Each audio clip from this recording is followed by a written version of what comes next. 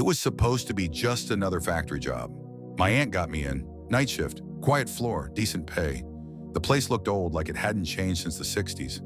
Concrete walls, giant iron sewing machines, and walls that held dust like secrets.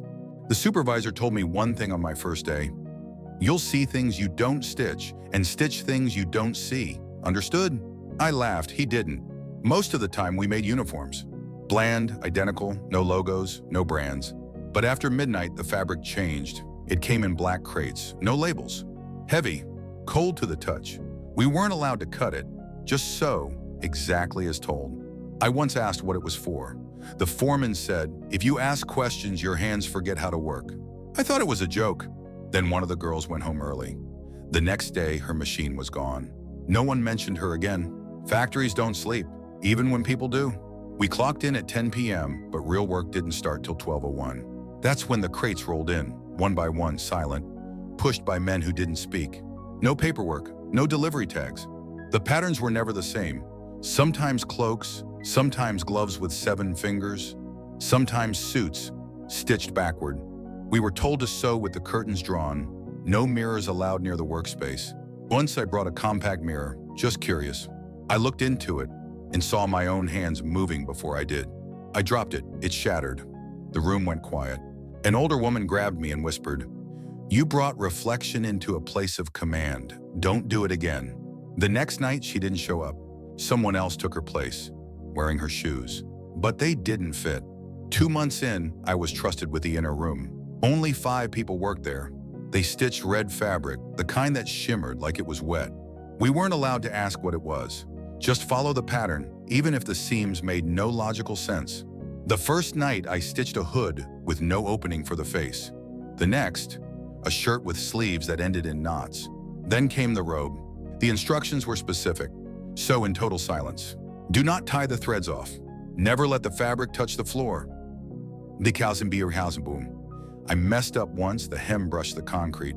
The light above me flickered, then shattered. Next 1000 B, now 1000 B when no one said a word. Just handed me a broom. Next 1000 B, now 1000 B. That was the first time I heard the word vessel. By the 4th month, I stopped asking questions. But the factory didn't stop asking me.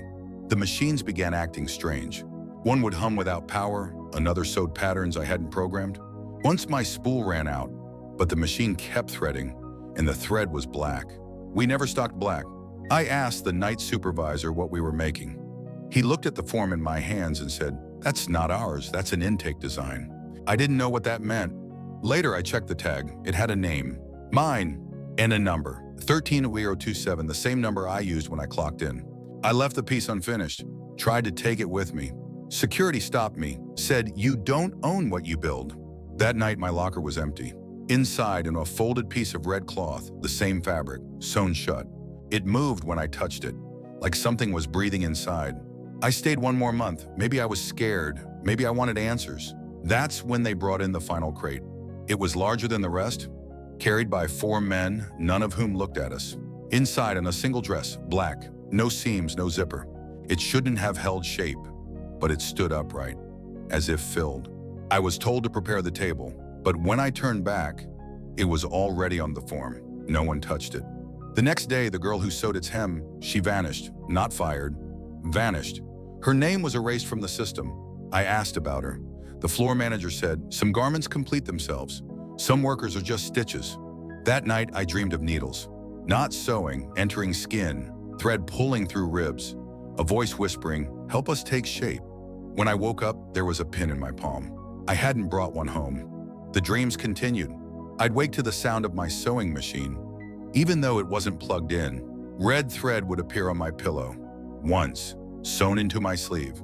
Neighbors said they saw a man leaving my building late at night. I live alone. That was my last shift.